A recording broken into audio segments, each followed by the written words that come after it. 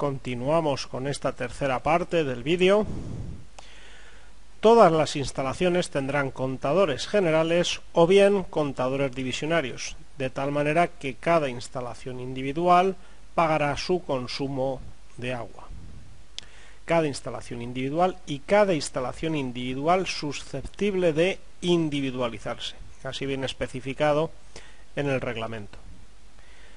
Los grupos de presión y las bombas de recirculación serán dobles o bien gemelas, excepto, vamos a matizar, en el caso de viviendas unifamiliares. En el caso de los grupos de presión convencionales, el número de bombas a instalar dependerá del caudal total simultáneo. En el punto 4.5.2.2 del HS4 viene establecido que si el caudal total simultáneo es inferior a 10 litros segundo, el número de bombas a instalar serán 2 bombas más la bomba en reserva, total 3 bombas. Hasta 30 litros segundo, el número de bombas a instalar serán 3 más la bomba de reserva.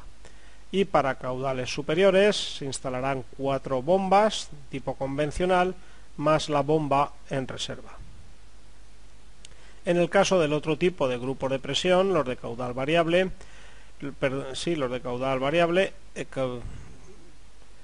en este caso el número de bombas no está influenciado por el caudal, simplemente podría servir una bomba en servicio y una en reserva. Esta normativa, este reglamento, define las pruebas hidráulicas a realizar según si las tuberías son metálicas o plásticas, pues las pruebas de presión, las pruebas hidráulicas, son distintas, realizadas desde dos normas UNE distintas, la 100-151 y la 12-108. Define las características de los materiales y aquí incorpora pues las normas UNE que deben de cumplir las tuberías de PV, polietileno reticulado, PPR, etcétera, etcétera, y de la puesta en obra para que se garantice la durabilidad de la instalación y el ahorro de agua y energía. Hemos de proteger las tuberías frente a esfuerzos metálicos, especial atención en la zona del dilatador del edificio, que deberemos de preverlo. Debemos de proteger las tuberías frente a la corrosión, hielo, ruido, condensación en el caso de que un estudio de condensaciones prevean la formación de la misma, y las pérdidas térmicas tal y como establece el reglamento de instalaciones térmicas. En el RITE, el reglamento de instalaciones térmicas, se establecen los espesores del aislamiento que se deben instalar en función de la temperatura máxima de trabajo de las tuberías y el diámetro exterior de las mismas.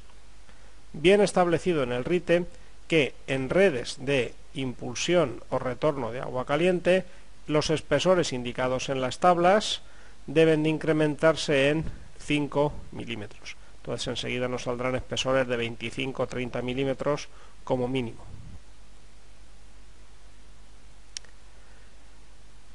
Esta reglamentación recoge dos tipos de grupos de presión. El convencional, que hemos conocido hasta hace unos años, cuya composición, tal y como muestra el dibujo, es con depósito auxiliar, depósito de reserva de agua, más un número determinado de bombas que se calcula tal y como hemos citado anteriormente, más un calderín de presión que solo puede ser del tipo membrana. Ya no se pueden utilizar los calderines con aire tipo galvanizado, con un inyector que estaba el aire en contacto con el agua. Entonces, por razones de salubridad, el único calderín de presión que se puede utilizar, el único depósito de presión que se puede utilizar es el de tipo membrana. Si observamos en el dibujo, tenemos un reductor de presión a la entrada de la válvula pilotada en el caso de que la presión en la entrada de la red sea excesiva. Esa válvula pilotada abrirá y llenará el depósito auxiliar en función de su nivel. Luego, el grupo de bombas y motobombas instaladas en paralelo con el número indicado anteriormente, que funcionarán todas, incluyendo la de reserva, con un relé alternativo. Así es, cada vez que se necesita una bomba o que se arranque una nueva bomba de apoyo a la anterior, debe de ser una distinta. Entonces, todas, incluidas las de reserva, deben de funcionar. O sea, no puede haber una bomba en reserva que no entre nunca en servicio y cuando queramos utilizarla, pues esté agarrotada y no podamos hacer uso de la misma. Fijémonos también en el bypass que existe en el grupo de presión. Es un bypass que hemos de montar para aprovechar la presión de la red en los momentos que nos sea favorable, buscando otra vez el consiguiente ahorro de energía.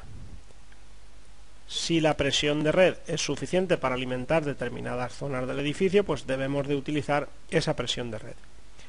Debemos de tener cuidado en sitios que la presión sea alta y sea suficiente para abastecernos a la instalación durante largos periodos de tiempo, que hemos de evitar estancamientos de agua en el depósito auxiliar. Por tanto, aunque haya presión suficiente, debemos de, al cabo del día, regenerar varias veces el depósito auxiliar para evitar intoxicaciones a los usuarios. Un segundo tipo de grupos de presión son los de caudal variable con un variador de frecuencia que en función del caudal que se va demandando altera la frecuencia de la red de suministro de agua, altera las revoluciones del motor y suministra más caudal o menos caudal, pero siempre a la misma presión. Estos grupos de presión pueden prescindir del depósito auxiliar, pues tienen detectores de depresión en la aspiración. Entonces, si notan que están depresionando la red pública, pues detienen su funcionamiento. Entonces, no hay obligación de colocar, por tanto, este depósito auxiliar, aunque siempre sería, pienso, recomendable aún en menor volumen. Explico. Si por cálculo hemos de colocar un depósito auxiliar de 10.000 litros para un grupo de presión convencional, para este grupo de presión, pues de tipo de caudal variable con variador de frecuencia, pues en vez de colocarlo de 10.000 litros, pues pondremos uno de 2.000, por ejemplo. El grupo de presión que está después, el calderín de presión que está después de las motobombas de tipo caudal variable, puede quedar reducido a un simple dispositivo amortiguador de los posibles golpes de ariete que creen. Entonces, ambas cosas hemos de tenerla en cuenta en el diseño y selección del grupo de presión de la instalación. Este es uno de los esquemas tipo de instalación y observamos las tres grandes partes de la instalación: acometida, instalación general e instalación particular, derivaciones colectivas en este caso.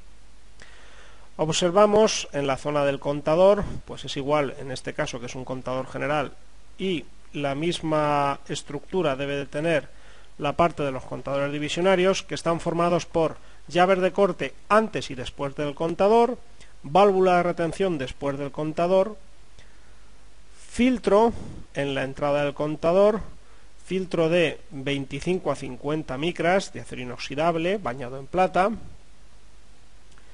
Observamos también el grifo de comprobación, que tendrá dos misiones. Una, verificar el correcto metraje, la correcta lectura de los contadores mediante el uso de probetas calibradas, y por otro lado sirve para comprobar el correcto cierre de la válvula de retención que está aguas arriba de este grifo. Para comprobarlo, simplemente cerrando la llave de entrada del contador, y al abrir el grifo de comprobación no debe de salir agua si la válvula de retención cierra bien. Observamos también algún defecto en los dibujos, como es que la válvula de vaciado de las montantes la colocan aguas arriba de la válvula de retención. Así es realmente complicado de vaciar la la montante, la columna. En el texto del código técnico sí que viene bien escrito y bien especificado, tal y como hemos visto unas diapositivas atrás, la posición que debe de tener el grifo de vaciado posterior a la válvula de retención, aguas abajo de la misma.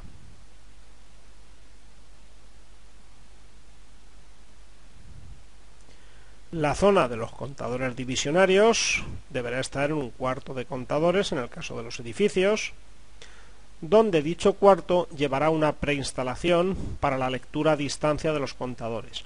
No especifica el reglamento qué tipo de preinstalación, sino simplemente pues, nos dice que será algún tubo de reserva de accionamiento eléctrico para poder luego, en un momento dado, el suministrador tomar la lectura a distancia realizando la instalación oportuna. Cita el reglamento que estos cuartos de contadores estarán ubicados en zonas comunes de acceso fácil y libre. Las dimensiones de los cuartos de contadores y de los armarios de contadores deben de ser tal que permitan el mantenimiento y el acceso y fácil lectura de los contadores. Normalmente en las ordenanzas municipales están las dimensiones y los requisitos que deben de cumplir estos recintos.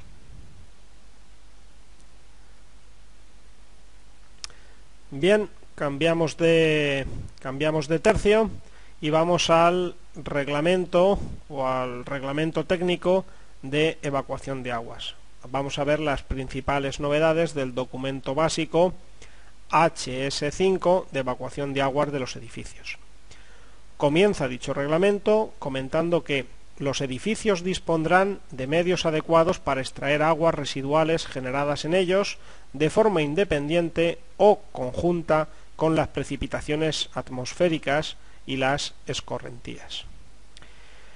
Recordar un poquito las definiciones de aguas residuales. Aguas residuales son la suma de las aguas negras, las aguas también conocidas como fecales, las aguas procedentes de los inodoros, más las aguas grises procedentes del resto de aparatos sanitarios que tenemos usualmente en la vivienda, lavabos, bidés, bañeras, pilas, etcétera, etcétera.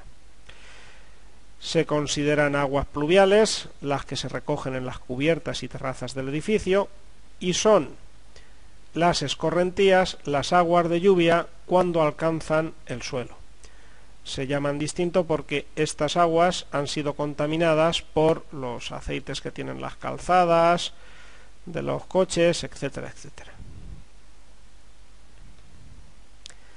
Distintos configuraciones, distintos sistemas de evacuación. Vamos a ir viendo cada uno de ellos, sus características, sus pros, sus contras y qué es lo que dice este reglamento. Sistema unitario. Prohibido. No lo permite el Código Técnico de la Edificación. Un sistema unitario es aquel en el que las bajantes se utilizan con fines de recoger aguas pluviales, aguas grises, aguas negras, son bajantes comunes que sirven para todo. El colector, por supuesto, es común y va mezclada el agua de lluvia y el resto de aguas residuales. Exigía que las bajantes pluviales coincidieran con las bajantes fecales. Se corre el riesgo, al ser bajantes mixtas, de sifonado, o sea que cuando llueva la bajante baje llena y este pistón hidráulico pues nos provoque el desifonamiento, la pérdida de los cierres hidráulicos y por tanto la salida de olores por todos estos cierres. No permite el aprovechamiento de aguas en el interior del edificio y nos encarece el tratamiento posterior en las estaciones depuradoras de aguas residuales, al tener que tratar mucha más cantidad de agua.